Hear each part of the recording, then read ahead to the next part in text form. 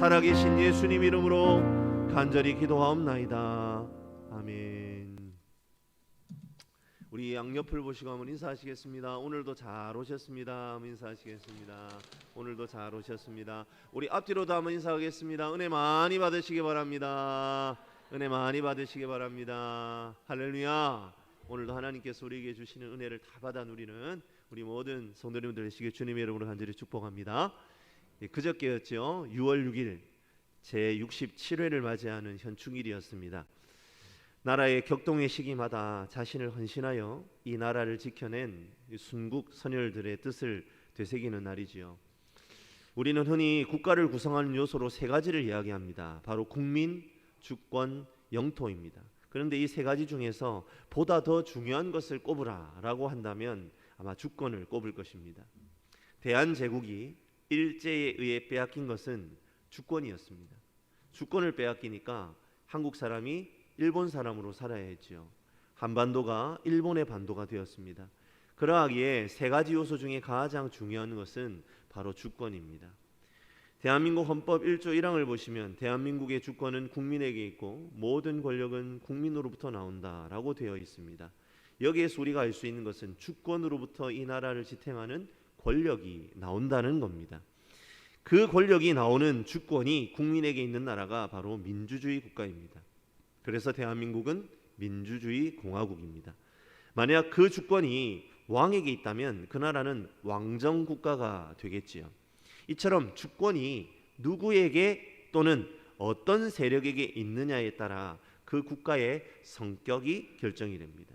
주권은 그래서 그 나라의 됨됨이를 결정하는 주권이다. 그렇게 말할 수 있을 것 같아요. 그렇다면 사랑하는 성도 여러분, 하나님의 나라는 어떨까요? 하나님 나라도 주권이 있습니다. 그런데 그 주권이 누구에게 있을까요? 그렇습니다. 하나님께 있습니다. 하나님께 모든 주권이 달려있음을 고백하는 것이 바로 우리의 신앙 고백입니다. 하나님의 절대 주권을 인정하고 그분께서 모든 것을 결정하고 인도하시는 대로 순종하는 나라가 바로 하나님 나라입니다. 예수님께서 공생애를 시작하실 때의 첫 번째 선언이 무엇입니까? 우리 마태복음 4장 17절 말씀입니다. 같이 한번 읽어보겠습니다. 같이 읽습니다. 이때부터 예수께서 비로소 전파하여 이르시되 회개하라 천국이 가까이 왔느니라 하시더라. 아멘. 그분께서 사역을 여시면서 가장 먼저 언급되는 것이 바로 하나님 나라가 임한다는 것입니다. 그렇다면 이런 질문이 가능하지요. 예수님의 공생의 사역과 하나님 나라가 임하는 것이 어떤 관계가 있기에 예수님께서는 사역의 맨 첫 자리에 하나님 나라를 선포하고 계시느냐는 질문입니다. 이 질문에 대한 대답은 무엇입니까? 바로 예수님께서 이 땅에 오셔서 가장 먼저 하나님의 나라가 임한 것을 선포하셨다라는 사실은 하나님의 절대 주권이 예수님께서 이 땅 가운데 오심으로 말미암아 실행되었다라는 의미입니다. 다시 말하면 하나님께서 이 세상에 예수님을 보내심으로 말미암아 하나님의 주권이 이 땅 가운데 베풀어지고 그래서 하나님의 나라가 임한다는 말입니다. 그런데 말입니다. 사랑하는 성도 여러분, 여전히 우리는 물음표가 있을 수밖에 없습니다. 우리가 세상을 들여다보면 엉망진창인 것 같거든요. 아마 예수님께서 이 땅에 오셨을 때에도 지금 세상은 그러하였을 겁니다. 그런데 어떻게 이런 추한 세상에 하나님의 나라가 임할 수 있느냐라는 물음표가 우리에게 있을 수 있다는 겁니다. 하나님은 왜 이렇게 죄 많은 세상 가운데에 하나님의 나라가 임하도록 허락하셨느냐는 말이지요. 그 물음에 대한 열쇠를 가지고 있는 본문이 오늘 우리가 함께 읽었던 요한복음 3장 16절 말씀입니다. 왜 예수님이 이 세상에 오신 것으로 하나님의 주권이 선포되고 하나님의 나라가 임할 수 있습니까? 하나님의 주권은 바로 사랑의 주권이기 때문입니다. 그 사랑의 주권이 선포되는 증표로 독생자 예수 그리스도를 우리에게 주셨습니다. 그것도 대속물로 주셨습니다. 세상은 죄로 인하여 오염되고 부패하여 냄새가 납니다. 여기에 하나님의 나라를 임하게 하실 필요가 없어 보입니다. 하지만 하나님은 이 세상과 인간을 사랑하시기 때문에 고치기로 작정하십니다. 그리고 기어이 이 땅 가운데에 예수 그리스도를 통하여 하나님 나라가 임하게 하셨습니다. 그러하기에 깨닫게 됩니다. 하나님 나라 가운데에 예수 그리스도를 통하여 하나님 나라가 임하게 하셨습니다. 그러하기에 깨닫게 됩니다. 하나님 나라를 구성하는 가장 중요한 요소인 주권은 바로 사랑의 주권이라는 것을 말이죠. 하나님은 사랑 외에는 설명이 되지 않는 행동을 하셨습니다. 무조건 자기의 독생자를 주시고 그를 통해 우리가 영생을 얻게 하십니다. 영생을 얻는 것은 천국 백성이 되는 것입니다. 우리 한 사람 한 사람이 하나님 나라가 되게 하신다는 말입니다. 누구든지 그 일은 가능합니다. 무조건입니다. 하지만 조건이 있습니다. 그 독생자를 믿어야 합니다. 그 독생자를 믿는다는 것이 바로 하나님의 사랑의 주권에 복종한다는 의미이기 때문입니다. 누구든지 영생을 얻을 수 있지만 아무나 영생을 얻을 수 있는 것은 아닙니다. 예수님을 믿어야 합니다. 조건입니다. 그러하게 우리는 깨닫게 됩니다. 무엇을 깨달을 수 있습니다? 그러니까 바로 우리의 구원 사건은 바로 조건과 무조건 사이에 놓여 있다는 사실입니다. 오늘 읽은 본문의 첫 번째 절인 요한복음 3장 16절, 이 말씀 우리가 너무나 잘 알고 있는 말씀이고 암송도 할 수 있는 말씀입니다. 노래도 있지요. 제가 시간 관계상 노래까지 부르진 않겠습니다. 그렇게 노래로도 알고 암송도 하고 무슨 내용인지 다 알 것 같은 말씀이 바로 요한복음 3장 16절입니다. 그런데 그렇기 때문에 우리는 이 3장 16절을요 흘려서 읽습니다. 그 내용을 깊이 음미하지 않고 그냥 스치듯 지나가고 맙니다. 저는 요한복음 3장 16절을 읽을 때마다 하나님이 세상을 이처럼 사랑하사에서 이처럼이 해석이 잘 안 되었습니다. 그럼에도 불구하고 그냥 무의식적으로 이처럼 사랑하사, 이처럼 사랑하사, 이처럼 사랑하사 계속 그러고 넘어갔어요. 그런데 이처럼이라는 단어가요, 원어 성경을 보시면 19절하고 연결되어 있는 이처럼입니다. 무슨 얘기냐면 이런 얘기예요. 15절하고 16절을 연결해서 이렇게 해석이 된다는 겁니다. 예수님을 믿는 자마다 영생을 얻게 하려 하신다. 이처럼, 왜냐하면 하나님이 세상을 사랑하시기 때문이다. 그래서 독생자를 주셨고 그 목적은 그를 믿는 자마다 멸망을 당하지 않고 영생을 얻게 하기 위해서이다. 자, 사랑하는 성도 여러분, 하나님께서는 우리가 독생자를 믿으면 영생을 얻게 하려고 아들을 보내셨답니다. 그러니까 하나님께서 우리가 독생자를 믿으면 영생을 얻게 하려고 누구를 보내셨다고요? 아들을 보내셨다는 거예요. 그런데 아들을 보낸 이유가 뭐랍니까? 아들을 십자가에 달려 죽게 하려는 이유가 뭐라고요? 그런 예수님을 믿으면 영생을 얻게 하시는 이유가 무엇 때문이라고요? 그렇죠. 세상을 사랑하시기 때문이에요. 그러니까 세상을 사랑하기 때문에 아들을 보내셨고, 세상을 사랑하시기 때문에 아들을 십자가에 달려 죽게 하셨고, 세상을 사랑하기 때문에 예수님을 믿으면 영생을 얻게 하신다는 거예요. 그러니까 이 세상을 사랑한다는 게 모든 게 다 걸려 있다는 말입니다.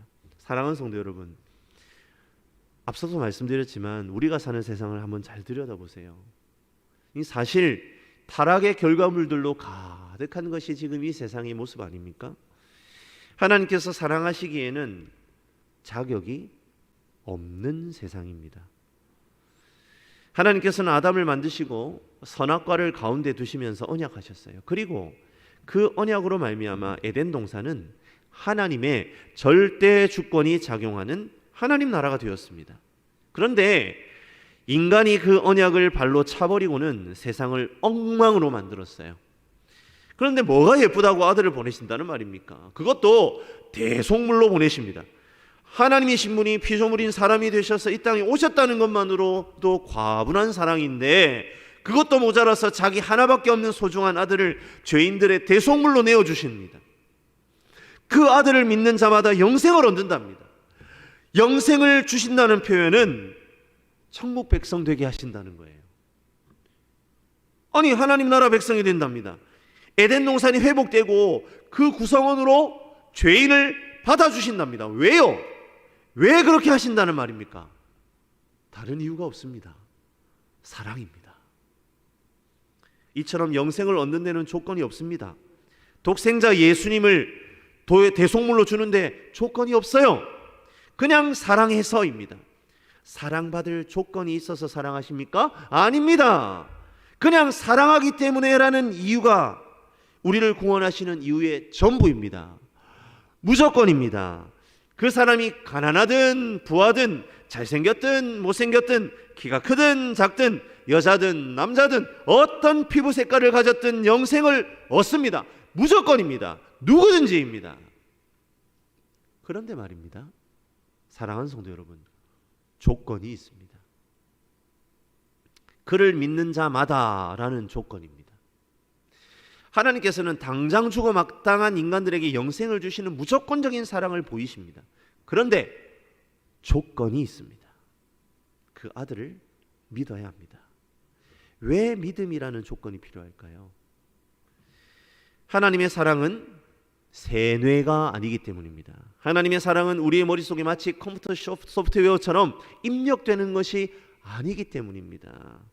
하나님의 사랑은 강요하는 폭력이나 억압이 아니기 때문입니다. 하나님의 사랑은 인격적입니다. 받는 이의 자발적인 반응이 필요합니다. 그래서 그를 믿는 믿음이 있어야 영생을 얻습니다. 17절을 잘 보십시오. 하나님은 분명한 의도를 가지고 독생자 예수 그리스도를 보내셨어요. 하나님께서는 인생들이 예수님을 믿고 얻을 영생에 관심이 있으십니다. 하나님의 의도는 세상이 구원받는 것입니다. 그런데 세상 사람들은 하나님은 심판에만 관심이 있다라고 오해하는 거예요. 하나님을 나쁜 신으로 만듭니다. 세상을 심판하려고 두는 무릎 뜬 마법사로 둔갑시킵니다. 자꾸만 하나님을 어떤 방식으로 기억하려고 한단 말입니까? 에덴 동산에서 추방한 분으로 기억합니다. 홍수로 모든 세계를 쓸어버린 고약한 신으로 기억합니다.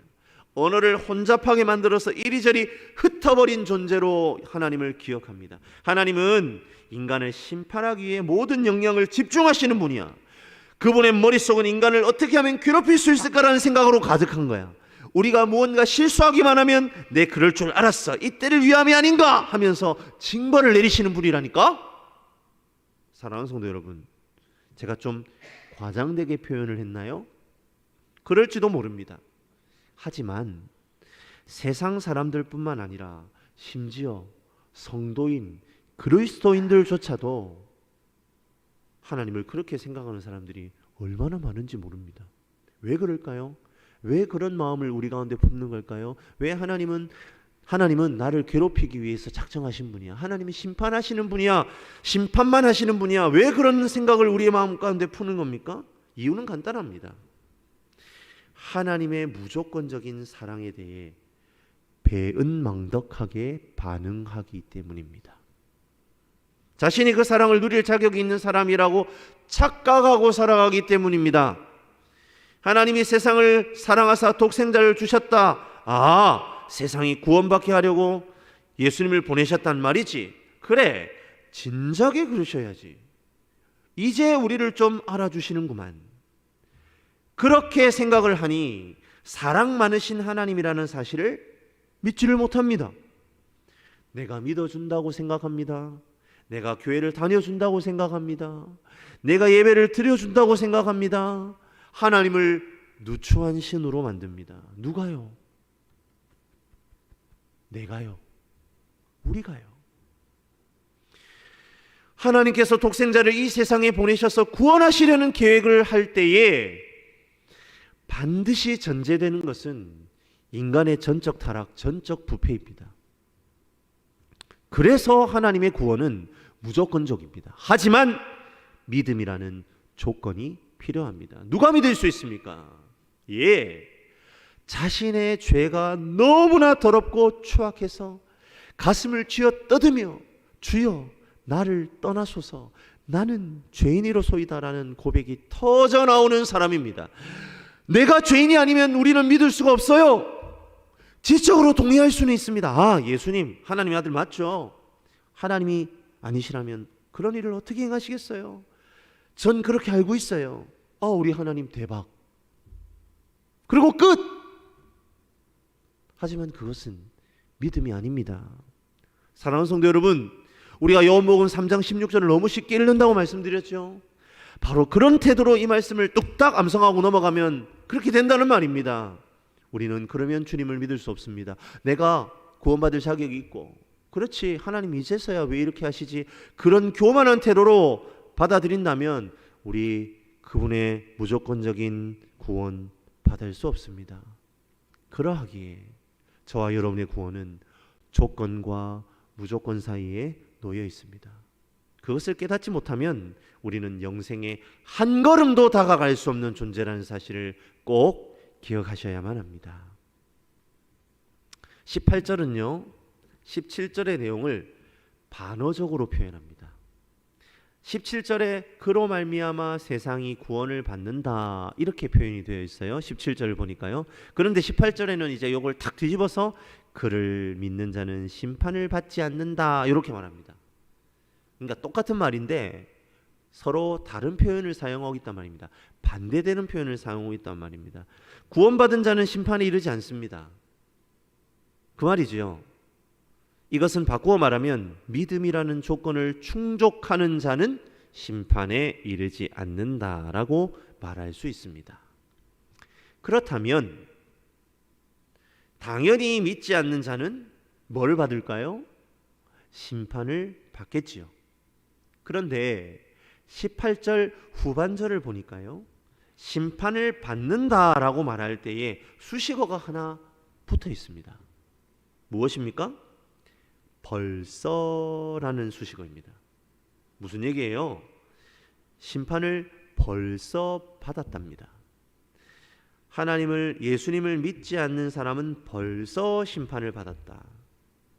믿음이라는 조건에 충족되지 않으면 무조건 심판을 벌써 받았다라는 말입니다. 이 세상에 예수님을 믿지 않는 모든 불신자들은 하나같이 벌써 심판 가운데를 지나가고 있다 이 말입니다. 그게 18절의 메시지입니다. 우리는 심판이라고 생각하면 최후의 심판만을 생각합니다. 최후의 심판 있죠. 예수님께서 이 땅에 재림하실 때의 최후의 심판이 임합니다. 하지만 불신자인 내 주변의 사람들, 살아 숨쉬는 모든 순간이 이미 심판이라는 거예요. 그리 살다가 각 개인의 종말인 육신의 죽음을 맞이하여 벌써 심판받은 결과 어디로 가는 겁니까? 그 영혼이 지옥으로 갑니다. 그리고 예수님 재림하실 때에 그들을 지옥에서 다시 끄집어내어서 다시 심판받고 영벌의 불못으로 들어갑니다. 그런데 이번에 예수님 재림하실 때 다시 심판받을 때는 어떤 일이 일어나요? 몸의 부활이 일어나죠. 그럼 이제 영혼과 몸이 다시 만나서 부활체로 불못에 들어갑니다. 그런데요, 성도는 달라요. 구원받음과 동시에 심판과 영영 이별입니다. 우리는 마지막 날에 있을 최후 심판과 상관없는 사람들이다라는 말입니다. 사랑하는 성도 여러분, 그러한 이 상황을 우리 그럼 한번 뒤집어서 생각해 봅시다. 저와 여러분도 예수님과 상관없었던 때가 있었을 것입니다. 우리도 똑같이 그때에 벌써 심판받는 사람이었다라는 말입니다. 나는 모태신앙인데요. 모태신앙도 다르지 않습니다. 모태신앙도 자신의 인생 가운데에 예수 그리스도를 나의 주 나의 하나님으로 고백하는 그 사건이 있어야 합니다. 우리가 그것을 그래서 유아세례 받은 사람이라 할지라도 반드시 입교의 과정이 있어야 되는 것입니다. 유아세례는 자신의 신앙 고백으로 받은 게 아니잖아요. 우리도 똑같이 그때에 벌써 심판받은 사람이었단 말이에요. 그것이 원죄의 위력입니다. 방법이 없습니다. 손쓸 방법이 없는 거예요. 우리는 본질상 진노의 자녀였습니다. 벌써 심판을 받고 있는 자들이었다는 말입니다. 이 세상에서 첫 호흡부터 우리는 죄를 호흡하고 먹고 마십니다. 그래서 하나님께서 사랑해 주시지 않으시면 답이 없는 인생이 바로 저와 여러분입니다. 거저 사랑해 주셔서, 무조건 사랑해 주셔서 아들을 대속물로 주시지 않으셨다면 이 징글징글한 심판의 사슬이 끊어질 방법이 없었다는 말입니다.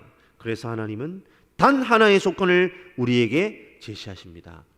믿기만 하면, 할렐루야, 아멘. 믿기만 하면 심판을 받지 않습니다. 심판을 받지 않는 것만 해도 감사한데 영생을 주십니다. 천국 시민권을 주십니다. 누가 받습니까? 믿는 자가 받습니다. 무엇을 믿습니까? 나는 심판을 면할 방법이 없는 죽을 죄인입니다. 그런데 내 죄 때문에 예수님께서 대신 죽으셨습니다. 이제 내가 사는 것이 아니라 이제 나를 위하여 자기 몸을 버리신 예수님께서 내 안에 사십니다. 나는 주님의 성전입니다. 나는 이제 내 주권이 없습니다. 예수님이 주인이십니다. 하나님의 사랑의 주권을 따라 삽니다. 그렇게 살기로 결단합니다. 할렐루야. 이것이 저와 여러분의 믿음이 되어야 할 줄로 믿습니다. 그리고 이미 이것이 우리의 믿음인 줄로 또한 믿으시길 바랍니다. 사랑하는 성도 여러분, 다시 한번 기억하시기를 원합니다. 하나님은 늘 구원을 바라시는 분입니다. 엄밀히 말하자면 하나님은 우리를 사실 굳이 심판하실 필요가 없어요. 왠 줄 아세요? 하나님을 떠나 있는 것 자체가, 즉 생명의 근원으로부터 자신을 단절시킨 자체가 뭡니까? 그냥 이미 심판이기 때문입니다. 그러하기에 예수를 믿는 조건과 생명의 근원 되신 하나님과의 단절되는 무조건적 심판의 상태 사이에 우리의 구원이 늘 놓여 있다는 사실을 깨달아야 합니다. 믿음은 겸손하게 인정하고 감사함으로 받는 것입니다. 무엇을 겸손하게 인정해야 할까요? 내 스스로는 어느 것 하나도 온전하게 감당할 수 없는 전적으로 타락하고 부패한 존재라는 것을 겸허하게 인정하는 것입니다. 그리고 무엇을 감사함으로 받습니까? 영생입니다. 생명입니다. 예수 그리스도의 보혈의 공로로 인치심을 받는 것입니다. 믿음 없으면 구원 없습니다. 믿음에는 조건이 필요한 구원받지 못한 무조건적으로 생명의 하나님과 단절된 심판의 상태에서 우리는 놓일 방법이 없습니다. 오직 예수 그리스도만 바라보고 나아가는 저와 여러분들이 되시길 주님의 이름으로 간절히 축복합니다. 더불어 우리 성도님들, 나의 가장 가까이 있는 이들 그냥 두시면 안 됩니다. 나의 자녀, 혹 나의 부모님, 혹 나의 가장 친한 절친들, 예수님 오실 때 심판받는 게 아니고요, 지금 그들이 심판의 상태에 놓여 있다니까요. 그들이 지금 벌써 심판받고 있다니까요.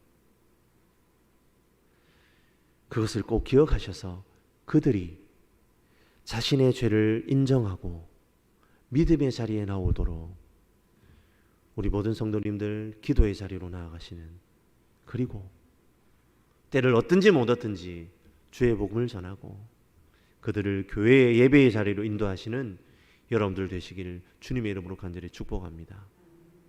내 신앙이 괜찮으니까, 내 믿음이 좋으니까 우리 자녀들 천국 가는 것 아닙니다. 내가 잘 믿으니까, 내가 최선을 다하니까 우리 부모님은 구원 받으시겠지? 그것 아니고요. 구원은 각자의 문제입니다. 그것을 꼭 기억하셔서 전도의 자리에 나서시는 우리 성도님들 되시길 간절히 축복합니다. 이어지는 19절에서 20절은 심판을 받은 상태에 대해 좀 더 자세하게 설명을 하세요. 19절의 그 정죄는 이것이니 라는 표현은 바로 심판의 상태에 있는 사람들의 특징은 이것이니 이런 뜻입니다. 심판의 상태에 있는 자들의 특징이 무엇입니까? 어둠을 더 사랑하는 겁니다. 그런데 어둠을 사랑하는 이유가 20절에 나오는데요, 그것은 바로 자신들의 악한 행위가 드러날까봐 두려워서 그렇답니다. 자, 이런 거죠. 어둠을 사모하는데, 어둠을 사모하는 이유가 뭐라고요? 그 어둠 가운데에 자신의 더러운 행실을 감추기 위해서다, 이 말입니다. 여러분들 다조 아시죠? 다조. 이 지구상에서 가장 큰 날지 못하는 새, 엄청 빠릅니다. 시속 65km 정도로 달린다니까요. 웬만한 자동차하고 달리면, 보통 자동차가 왜 60km, 70km 제한 속도 걸려 있지 않습니까? 그 국도를 타는 그 자동차의 속도하고 똑같다고 보시면 될 것 같아요. 그런데 이 타조가요, 포식자를 만나면, 그러니까 자기를 잡아먹으려고 막 오잖아요. 사자라든지 뭐 이런 것들이요. 오면 막 열심히 막 도망가기도 하지만 적에게 발각되는 것을 피하려고 목을 쭉 뻗은 채로 땅에 엎드린답니다. 한번 생각해 보십시오. 그 큰 덩치가 아무리 막 목을 쭉 빼가지고 엎드린다고 해도 그게 감춰지겠습니까? 그 육중한 몸이 가려지겠어요?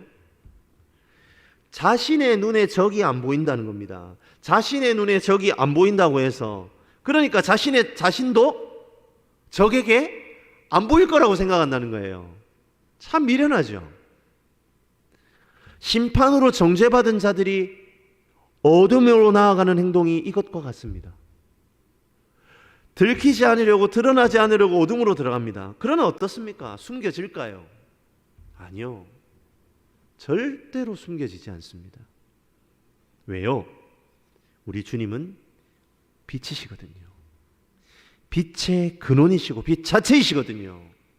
불꽃 같은 눈으로 우리의 내면과 우리의 본질과 우리의 깊은 것까지 다 꿰뚫으시는 분이 바로 우리 하나님이시기 때문에 결코 숨겨지지 않습니다. 사랑하는 성도 여러분, 여기에서 예수님을 믿는다는 것에 대해 또 다른 사실을 우리가 하나 발견하게 돼요. 우리가 예수님을 믿는다는 것은요, 우리의 죄악이 숨겨지지 않는 것을 깨닫는 겁니다. 이 세상 어떠한 빛도 투과할 수 없는 암실에 들어간다 할지라도 우리의 어두움은 절대로 숨겨지지 않습니다. 그것을 인정하는 것이 바로 믿음입니다.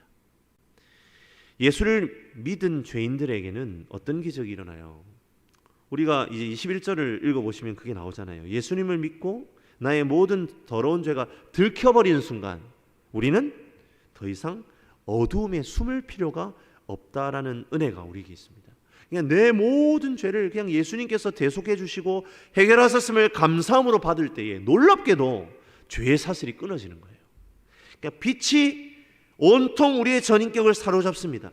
진리를 따르고 싶은 간절한 소원이 일어납니다. 우리 그런 분들이 있어요.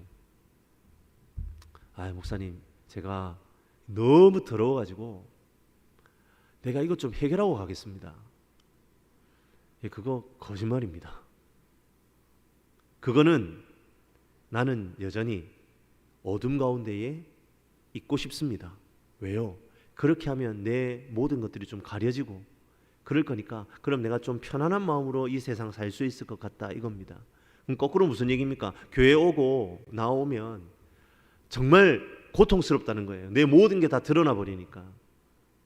근데 성도님들 어떻습니까? 오늘 21절은 뭐라고 얘기합니까? 드러나는 것이 자유라고 말합니다.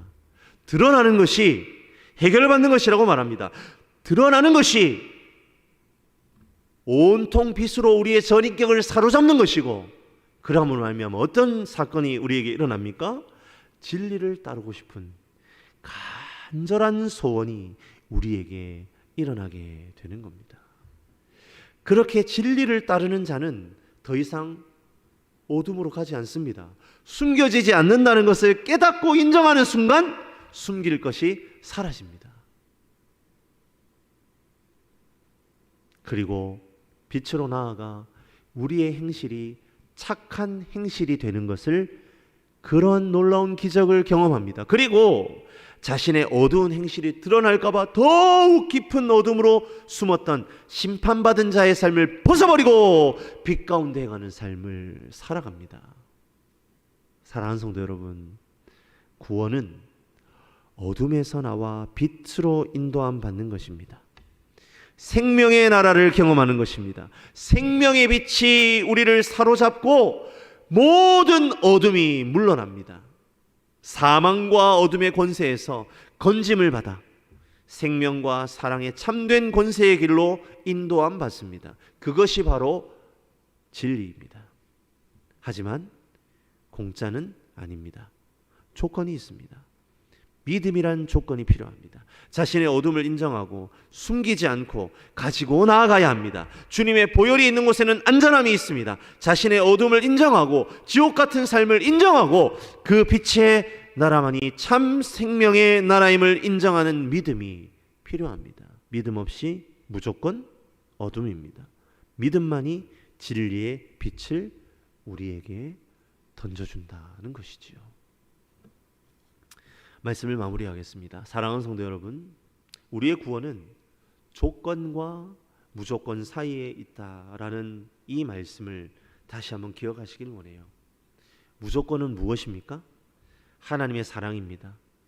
사랑받을 자격 없는 세상, 언약을 파기하고 어둠 가운데 숨기를 즐겨하는 나를 향해 아들을 주셨습니다. 자기 하나밖에 없는 가장 소중한 독생자를, 죄인들을 대신하여 내어주신 사랑이 바로 무조건입니다. 누구에게든지 구원의 길은 열려 있습니다. 하지만 사랑하는 성도 여러분, 조건이 있습니다. 무엇입니까? 믿음입니다. 그 놀라운 사랑을 믿어야 합니다. 나는 이 무조건적인 사랑을 받을 자격이 없는 전적 타락, 전적 부패한 존재임을 깨닫고 예수 아니면 나는 소망이 없음을 입으로 시인해야 합니다. 그리고 살아내야 합니다. 믿음의 조건을 충족한 자는 빛으로 나아가야 합니다. 이제 더 이상 자신이 사는 것이 아니라 내 안에 그리스도께서 사심으로 내가 보이는 모든 행위가 하나님 안에서 착한 행실임을 나타내야 합니다. 내 속에 착한 일을 시작하신 하나님의 절대 주권을 인정하며 내 인생의 모든 영역에 하나님의 참 생명이 드러나는 삶을 살아내야 합니다. 믿음이라는 조건을 충족해야 합니다. 이 밤에 진리를 따르는 자, 빛으로 나아가는 자가 되기로 다시 한번 결단하는 저와 여러분들이 되시기를 주님의 이름으로 간절히 축복합니다. 교회 오래 다닌다고 구원받는 것 아닙니다. 내 안에 어떠한 의로움도 없음을 인정하며 오직 예수의 보혈의 공로로 살기로 결단할 때에 영생은 시작됩니다. 혹 자녀 가운데에, 부모님들 가운데에 옛날에는 교회 잘 다녔는데 지금 신앙의 자리를 멈추고 있는 지체가 있습니까? 이 말씀 나누셔야 합니다. 너 교회 오래 다녔다고, 다닌 적이 있다고 너 구원받는 것 아니다. 내 안에 어떠한 의로움도 없음을 인정하지 않으면, 오직 예수의 보혈의 공로로 살기로 결단하지 않으면 네 인생에 영생은 없어. 그것을 선언하셔야 합니다. 내가 정말 사랑하는 나의 가족, 나의 지인이라면 담대하게 그것을 말할 수 있어야 합니다. 우리는 그렇게 구원받은 사람들임을 기억하는 저와 여러분들이 되시기를 간절히 축복합니다. 그리고 주께 헌신하는 삶을 살아드리는 저와 여러분들이 되시기를 주님의 이름으로 간절히 축원합니다. 기도하겠습니다.